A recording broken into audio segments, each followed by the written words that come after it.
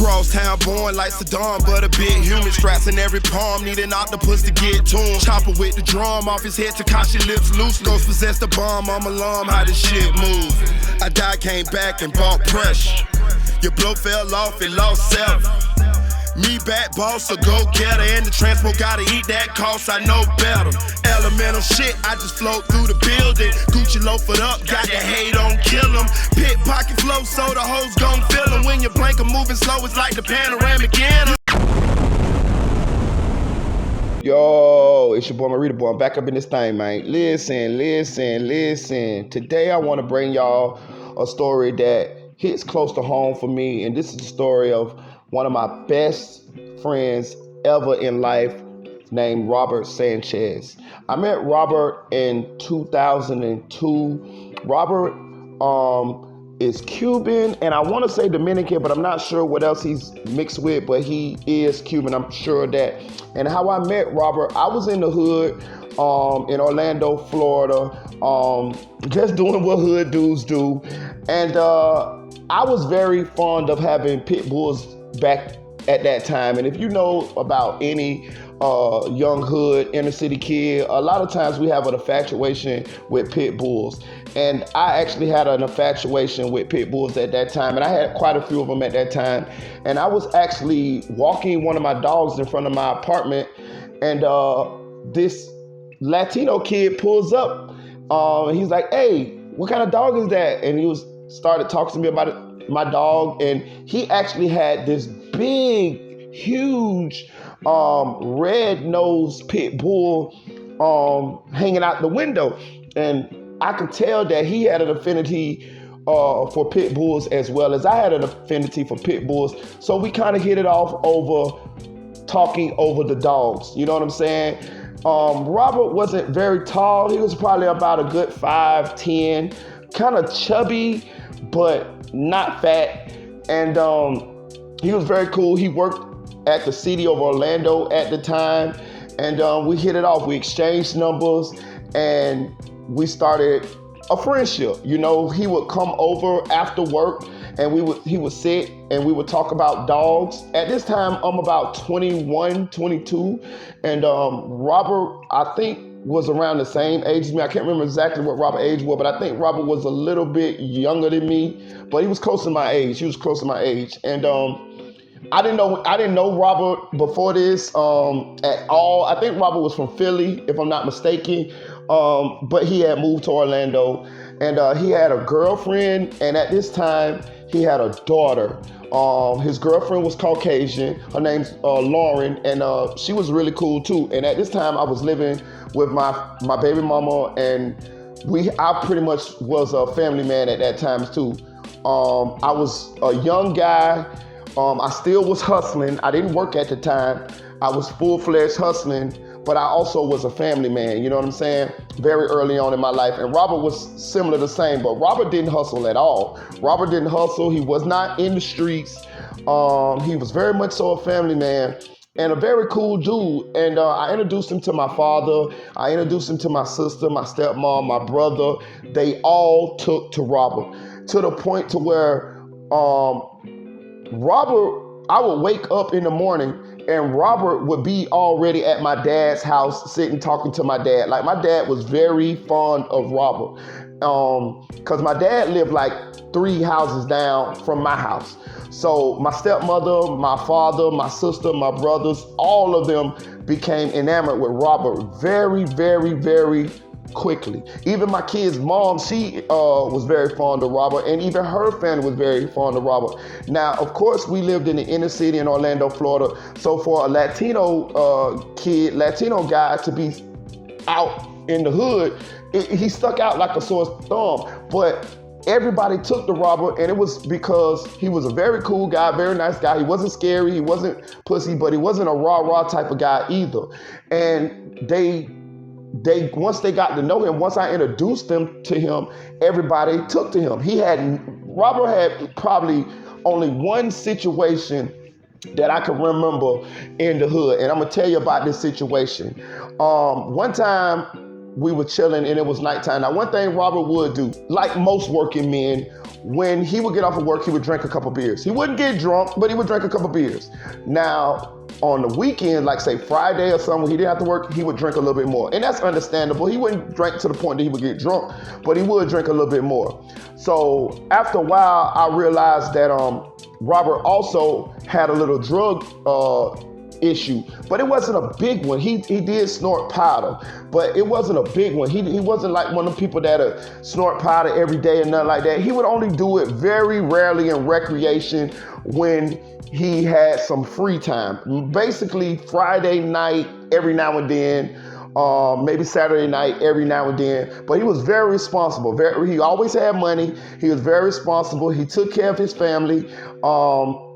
And he was a very chill guy, right? So Robert one night was chilling with me, and we was just hanging out, probably was smoking, and he was just chilling with me or whatever.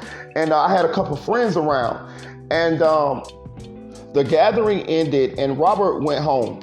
So when he went home, maybe an hour or so later, he called me back and he was like, man, my card's missing. He was talking about his ATM card. He was like, can you look around, see if I left my card there? So I went to looking around my apartment to see if he had misplaced his card or left it or whatever. And I called him back and I told him I couldn't find it. So he was like, man, one of your friends stole my card.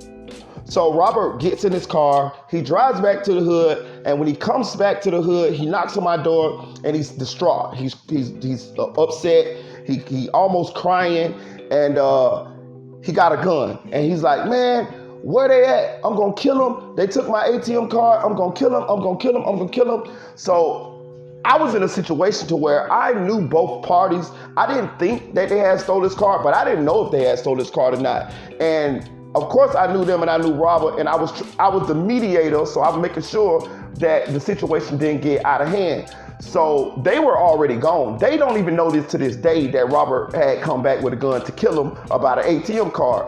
So what happened was I talked Robert down. I told him to go home, and I'm gonna figure out if they got your car, and I'll handle that, because first of all, he over there because of me and they over there because of me. So this is on me to handle. So I got Robert, I took him, put him in the car, and I drove him home. I drove him to his house.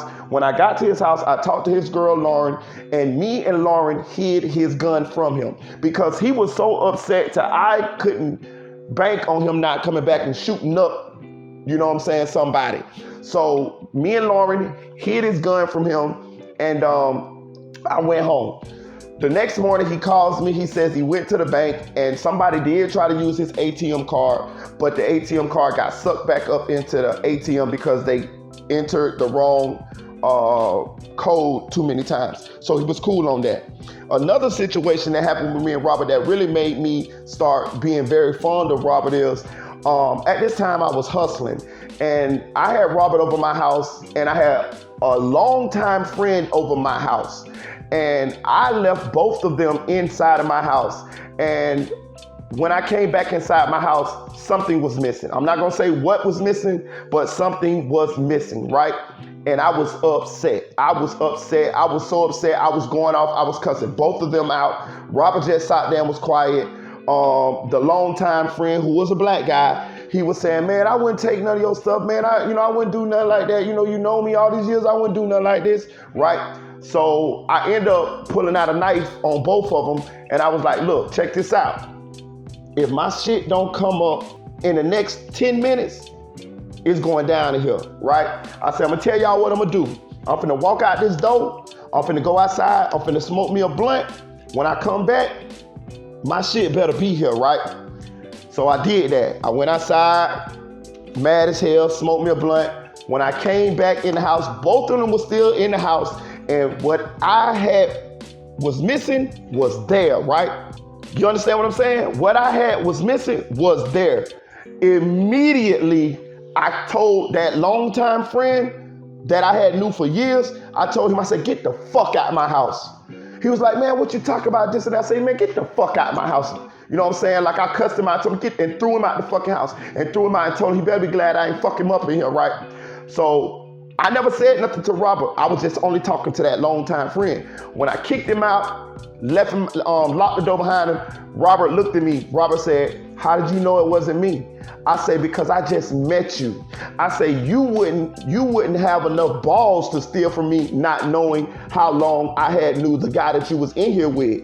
He stole that and was trying to put it off on you. He was like, "Man, I'm glad you peeped that." I was like, "Man, I got good, I got good sense, you know what I'm saying?" So from that point on, me and Robert was really, really tight to the point to, he had a couple more kids with Lauren. Robert used to let me borrow money sometimes. I would let Robert borrow money sometimes. Now, let me tell you one thing about Robert. Robert was one of the people that I used to always have to keep out of trouble a little bit though, because Robert was one of them people, he would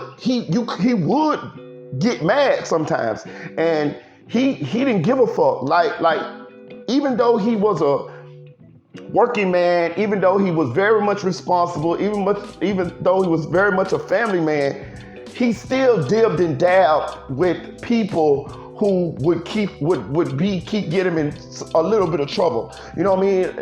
And I was like more the mature one. I was more like the one that I was always want to try to keep him out of trouble. And I was always telling him the right thing to do. And if Robert was one of them people, if he didn't have somebody to kind of keep him straight, he could get into a lot of serious shit. And I enjoyed Robert being my friend, and I didn't want him to get in no trouble. I mean, he was my best friend, y'all. Like, me and Robert hung every day, all day. Once he got off of work, and you know what I mean, we hung, you know what I'm saying? His girl would hang with my girl, his kids would play with my kids. And me and Robert were friends for about a good decade. But before this decade happened, it was even a little bit more than a decade. But before the decade happened, Robert ended up moving away from Orlando and moving to Sarasota, Florida. So I would go down and visit him sometimes in Sarasota, Florida, and hang out with him and his kids and his girl. And so even though he had moved out of the city, we still kept our friendship, right? But when he moved to Sarasota, it seemed like he kind of stayed into some kind of trouble. He would dib and dab in selling a little drugs. He would hang out with people who were in the street life, and it was always be some type of issue, like maybe a fight with some dudes, or maybe a style. He was getting into a shootout with some dudes, or whatever. It was always something with Robert, and I always feared for him because these things start becoming more frequent, you know what I mean? Especially after he moved out of the city and stopped hanging with me because he lived in a whole nother city, right? So one day I got a phone call, and it was his girl, and she was like, "Robert's in jail." And I was like, "Robert's in jail?" I was like, "What happened?" He was like, "He in jail for murder." And I was like, "Murder?" I was floored, right? So the story she told me was that Robert was chilling with this kid that he knew, and Robert was on Xanny bars, and he wigged out and he shot the guy. He shot him and killed him. Now, let me tell you what Robert did. Robert didn't flee from the scene. He didn't leave the scene. And Robert took a plea immediately. He got a plea for 10 years for manslaughter. He put it on that he was, on drugs. It was an accident. So they gave him 10 years, right? So he goes away for doing 10 years, right? So at this time, I still kind of stayed in contact with his girl, but as you know, him being in jail, it kind of like, we interacted less. So it was like maybe once a year or so that me and her would get in contact with, and I would ask him how he's doing. Robert never called me from jail at all until this one day. One day I got a phone call, and it was Robert on the other end of the phone. I hadn't talked to Robert since he went to jail for murder or manslaughter, and I really wanted to talk to him, you know what I'm saying, because I had missed him, but I also wanted to know, like, what the fuck? Like, damn, bro. You know what I'm saying? And this was about 8 years into Robert's prison sentence. So he calls me, he happy as hell to talk to me. He like, "Man, what's up, bro?" This and that. So I'm like, "How you call me? This ain't no jail call." He's like, "Man, I got a phone in here." He like, "Man, I'm at this easy ass camp. It's very easy, man. I was laid back." He's like, "Man, I got 2 more years. I'll be out, bro. I'll be out to see you." I'm like, "Hell yeah, I'll be glad that you." I was like, "What the fuck happened, bro?" He was like, "Man, let me tell you the truth, dog." And he told me what happened, bro. The story about him wigging out on Xanny bars was absolutely false. Robert told me that he killed the man on purpose. He robbed the man. and he felt bad for robbing him and killing him, but he did it on purpose. It was not wig out on Zanny bars.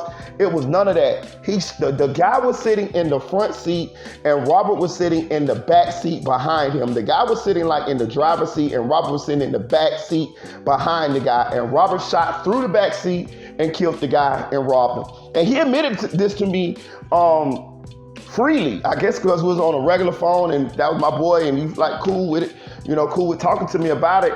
And I was like, fuck, man. He was like, man, I know, bro. But he was like, man, real talk, I did that shit, dog. I can't lie to you, dog. I was like, man, fuck, dog. You know what I mean? He was like, yeah, man, but, I'll be out in a little bit. I was like, cool, right? So about a year or so passed and I was waiting to hear from him to see if he was going to get out or whatever. And I had my sister look him up. She looked him up and I think he was still in jail. And I was like, okay, well, she was like, when he get out? She showed me his release date. I was like, cool. So when his release date came, I was looking to hear from him maybe in a week or so after his release date, and I never heard from him, right? So I was like, damn, I ain't heard from Robert. I don't know what the fuck going on. And at that time, I had since lost contact with his girl, and I definitely wasn't finna drive all the way back down to Sarasota to look for her. So it was just like some time went past. So I reached out to one of our few mutual friends, and he's also a YouTuber on YouTube. His name is Zulu King Street Fame. I met him through Robert, and I knew he may have some information on what had happened to Robert. And he reached back out to me and he said, man, Robert's dead. And I was like, what? I was like floored, bro. Like, I ain't gonna even lie to you. And I was like, what happened? And he said that Robert got out of jail. When Robert got out of jail, he went back to his kid's mom, but she had already moved on. She had already moved on with another guy, and he wanted her back. And he was like, living like pillar to posting with a couple friends, and he was broke. So he had kind of hustled up on like $400 some kind of way. And then Robert took that $400 and he bought some drugs and he flipped it. And he ended up with maybe about $2,000 or $3,000, and he ended up going back to Philly. I think it's Philly where his family was at.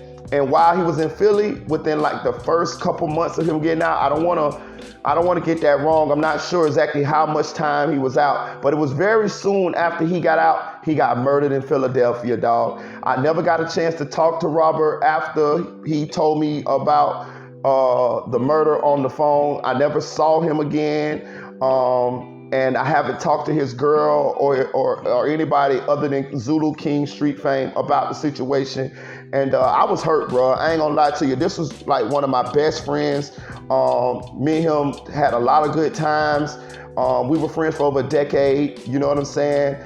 And my family definitely was fond of Robert, my kids, my girl. And it kind of hurt, man. It still hurts. It hurts for me to even do this video on Robert because he's definitely one of my close friends, and or was. And it's just sad because he was a cool guy, man. He very chill, very loving, but at the same time he wasn't soft. And it's just sad to see he lost his life like that. It's sad that what happened with him and the fact that he actually murdered someone. But it's also sad to see, that he lost his life soon after he was released from prison for the murder. You know what I'm saying? And this is not an easy video for me to do because I'm telling you, like when I tell you he was like my best friend, like he was like my best friend. I could call Robert and ask him anything and he gonna be there for me. If I call Robert at 2 a.m. and tell him to pull up, I need $500, he gonna pull up. If I tell Robert to pull up, I need your gun, Robert gonna pull up. If I tell Robert, let's go, Robert, we finna shoot up this block. Not saying we ever did any of those things, but I'm telling you, this is just how close we were. You know what I'm saying? He was gonna be with it, you know what I'm saying? So, man, I just wanted to make this video about my friend Robert Sanchez that lost his life to gun violence. He was a great guy, great individual, a great soul, man. Long live Robert. Rest in heaven, Robert. You know what I'm saying? You will be remembered. I'm making sure that you'll be remembered by making this video, man. I appreciate you. I'm glad that I had a chance to know you. And if I ever get a chance to run into his girl and his kids, trust me, I got him, bro. I got him. But like, share, comment to this video. Let me know how y'all like this. Did y'all like this video? And if you want more stories like this, let me know. Chill.